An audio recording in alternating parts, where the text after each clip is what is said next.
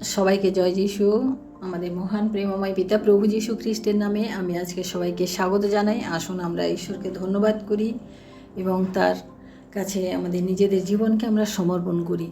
আসুন আমি আজকে যে বিষয়ের উপরে বাক্যপাঠ করব তা হচ্ছে যে সংকটের দিনে আমরা কিভাবে স্থির থাকব, সেই বিষয়ে আমরা ঈশ্বরের বাক্য থেকে দেখব। আমি আজকে প্রথম যে বাক্য পাঠ করব তা হচ্ছে ইয়োবের বাক্য 42 অধ্যায় আমি 2 পদ পাঠ করি।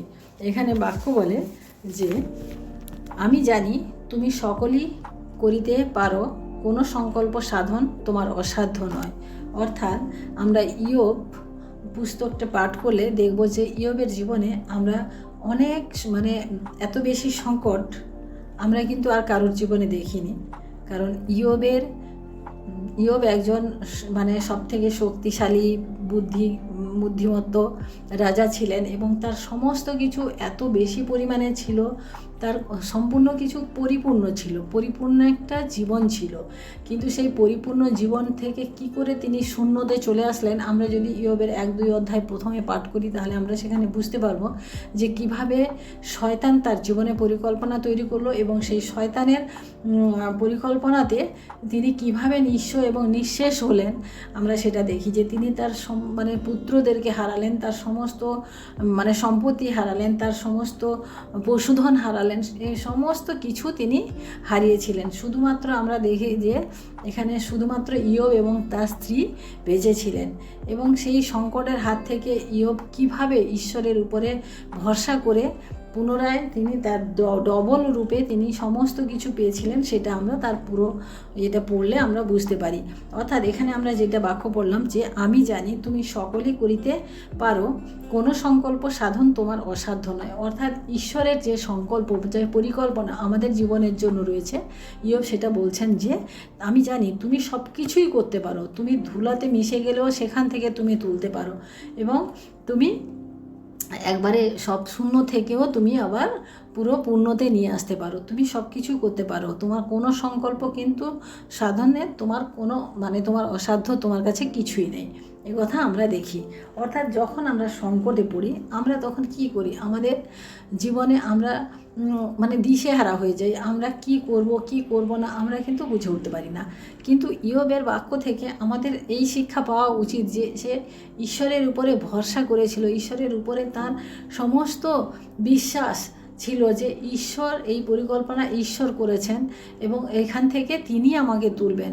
আমরা দেখি যে ইয়োবের বন্ধুরাও এসে তাকে অনেক বলেছে যে হ্যাঁ তোমার কোনো কিছু পাপের জন্য বা তোমার ভুলের জন্য এটা হয়েছে, তুমি এটা স্বীকার করো, এরকম অনেক কিছু বলেছে। এমনকি তার নিজের যে স্ত্রী তার সাথেই এত বছর কাটিয়েছিলেন, সেই স্ত্রীও পর্যন্ত তাকে বলছে যে এখন তুমি তোমার সেই ঈশ্বরকে জলাঞ্জলি দাও, ঈশ্বরকে জলাঞ্জলি দিয়ে তুমি শান্তিতে তুমি মৃত্যুবরণ করো। কিন্তু ইয়োব সে কথা কখনোই ভাবেনি, ইয়োব কোনো নেগেটিভ কথা কখনোই ভাবেনি। কারণ আমরা সংকটের সময় আমাদের নেগেটিভ কিছু ভাবা উচিত নয়, কারণ পরিকল্পনা যখন ঈশ্বরের, আমরা যখন ঈশ্বরের উপরে ভরসা করি তাহলে আমাদের ঈশ্বরের উপরে আমাদের বিশ্বাসকে অটল রাখতে হবে। আমরা সেটা দেখি। আমরা আরেকটি বাক্য পড়ি যে হিতোপদেশ তার 24 অধ্যায় 10 পদ। এখানে বলে সংকটের দিনে যদি অবসন্ন হও তবে তোমার শক্তি সংকুচিত।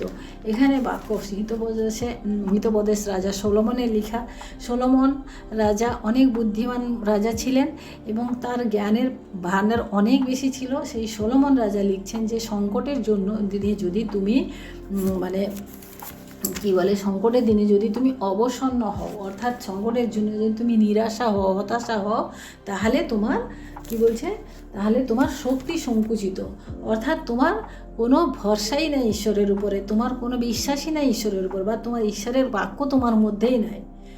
এটা হচ্ছে কথা। যদি আমরা সংকটের সময় যদি আমরা বিশ্বাস হারিয়ে ফেলি, সংকটের সময় যদি আমরা ভয় পাই, সংকটের সময় যদি আমরা দিশেহারা হয়ে যাই, তাহলে রাজা সলোমন কি বলছেন যে তাহলে তুমি খুব সংকুচিত, কারণ তোমার মধ্যে কিছুই নেই, তোমার শক্তি বলে কোনো কিছুই নেই, কারণ তোমার মধ্যে ঈশ্বরের বাক্যের কোনো ভিত্তিই নেই।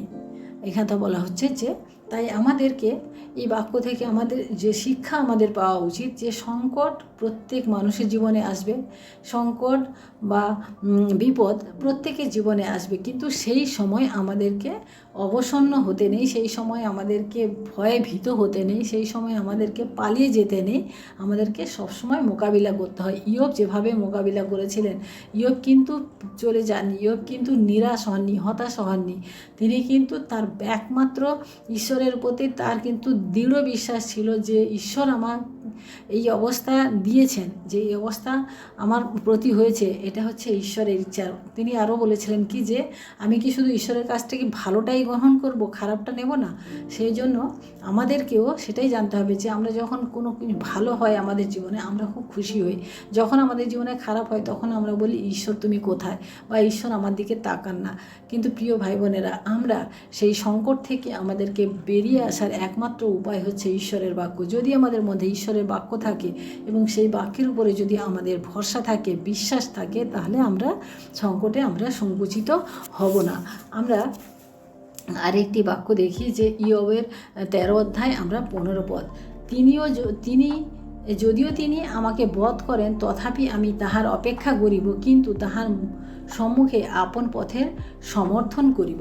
অর্থাৎ এখানে কি বলছে যে যদিও তিনি আমাকে বধ করেন, তিনি যদি আমাকে মেরেও ফেলেন তথাপি আমার কোনো ক্ষতি নেই, আমি কিন্তু তার জন্য আমি অপেক্ষা করব।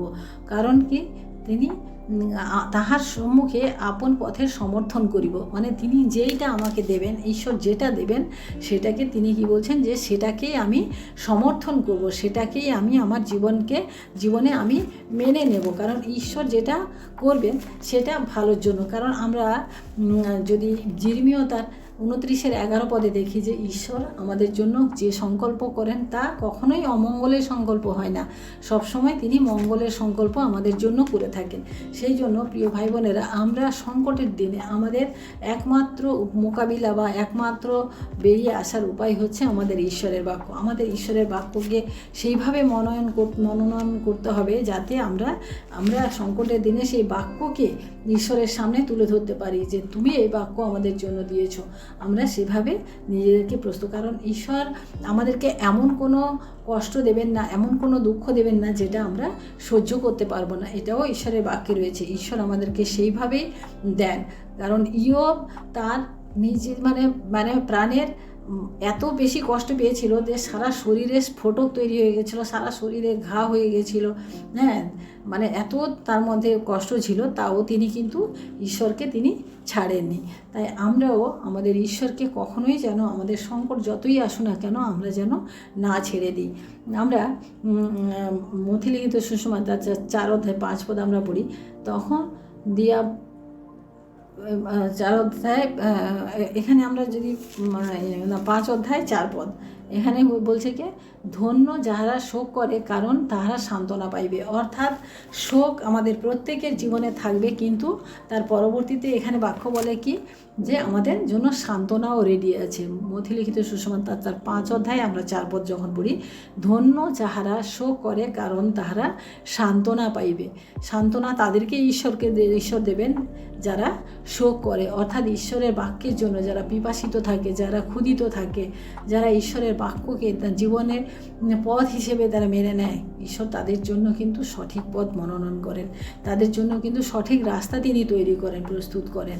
তাই আমরা কখনোই যেন এই বাক্যকে অবহেলা না করি, এই বাক্য থেকে যেন আমরা দূরে না থাকি। সংকটের দিনে আমরা যেন ঈশ্বরের বাক্যকে আমরা দেখি বা ঈশ্বরের বাক্যকে আমরা মনে করি।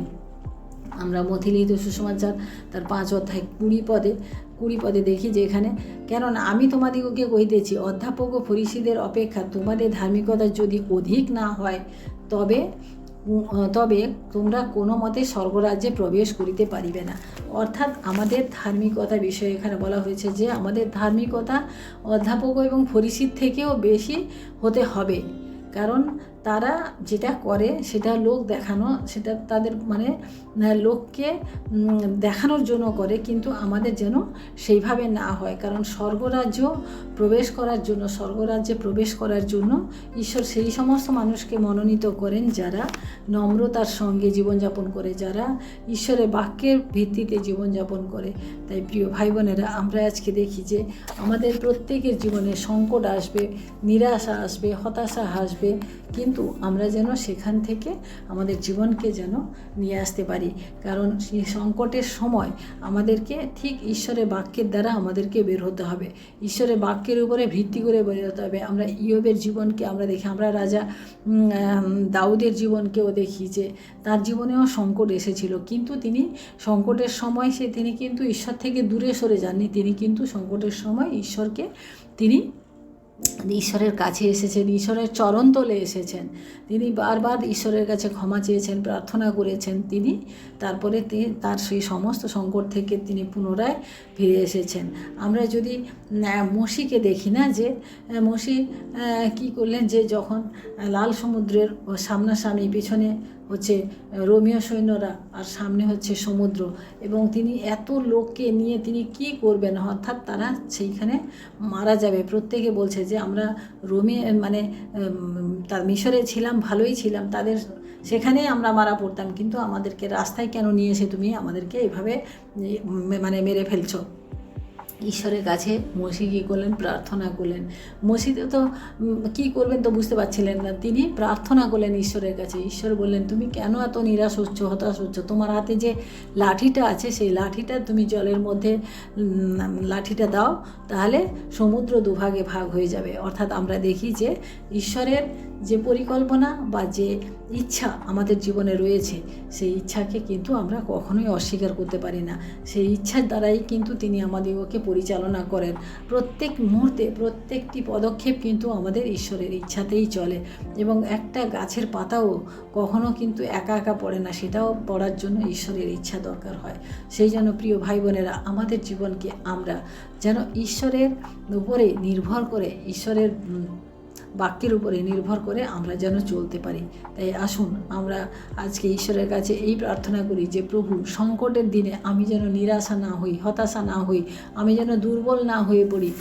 আমাকে তুমি যেন আমার শক্তি যেন সংকুচিত না হয়, তুমি আমাকে দয়া করো, আশীর্বাদ করো। আসুন আমরা প্রার্থনা করি। Hallelujah, hallelujah. মহান প্রেমময় পিতা, তোমার মহানামের ধন্যবাদ প্রশংসা করি প্রভু।